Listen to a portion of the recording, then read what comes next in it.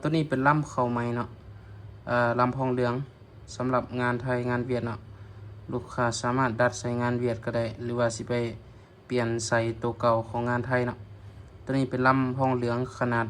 ท่อ8มิลเนาะตัวนี้ท่อ8มิลหูจะเป็นขนาดเล่าแมันข้างในแมัน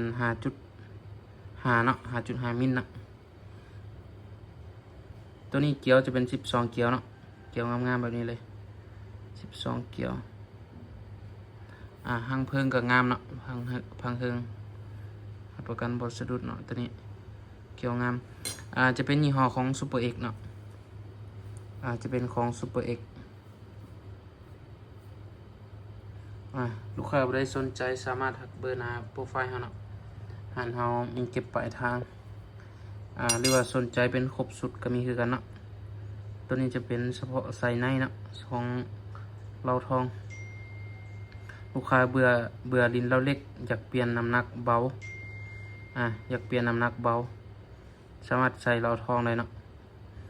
รับประกันกลุ่ม50 เมตรขึ้นเนาะ